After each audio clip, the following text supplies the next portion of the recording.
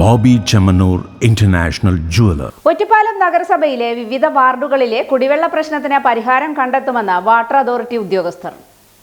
ഒറ്റപ്പാലം താലൂക്ക് വികസന സമിതി യോഗത്തിൽ കണ്ണിയമ്പുറം തോട്ടക്കര വരോട് ഭാഗത്തെ കുടിവെള്ള പ്രശ്നത്തിന് പരിഹാരം കാണുമെന്ന മറുപടി നൽകി വാട്ടർ അതോറിറ്റി ഉദ്യോഗസ്ഥർ. ഈ പ്രശ്നത്തിന് ശാശ്വത പരിഹാരം കാണുന്നതിനായി ചേരിക്കോട് വാട്ടർ ടാങ്കിലേക്ക് വെള്ളം നിറച്ച് അവിടെ നിന്ന് ഈ 3 പ്രദേശങ്ങളിലേക്കും ജലവിതരണം ആരംഭിക്കുന്നതിന് നടപടികൾ സ്വീകരിക്കുമെന്നാണ് ജല അതോറിറ്റി ഉദ്യോഗസ്ഥർ വികസന സമിതി യോഗത്തിൽ മറുപടി പറഞ്ഞത്. ഭൂമി തരം മാറ്റുന്നതിനു വേണ്ടി കൃഷി വകുപ്പിലും റവന്യൂ ഓഫീസിലും കെട്ടിക്കിടക്കുന്ന ഫയലുകളിൽ ഉടൻ നടപടി സ്വീകരിക്കുമെന്നും സബ് കളക്ടർ ഓഫീസ് അറിയിച്ചു. കഴിഞ്ഞ അദാലത്തിൽ എത്ര ഫയലുകൾ തീർപ്പ് കൽപ്പിച്ചു എന്ന അടുത്ത വികസന സമിതിയിൽ വിവരം നൽകാമെന്നും ഉദ്യോഗസ്ഥർ അറിയിച്ചു. ഗവൺമെന്റ് ആശുപത്രിയിൽ തുടങ്ങിയ ഡ്രസ് ബാങ്കിലേക്ക് പഴയ വസ്ത്രങ്ങൾ എടുക്കാൻ പാടില്ലെന്ന് കേരള കോൺഗ്രസ് ആവശ്യപ്പെട്ടു. പുതിയ വസ്ത്രങ്ങൾ മാത്രമാണ് സ്വീകരിക്കേണ്ടത്. ഒരാൾ ഉപയോഗിച്ച വസ്തു മറ്റുള്ളവർക്ക് നൽകുന്നത് ശരിയായ നടപടിയല്ലെന്നും കേരള കോൺഗ്രസ് ആവശ്യം ഉന്നയിച്ചിട്ടുണ്ട്.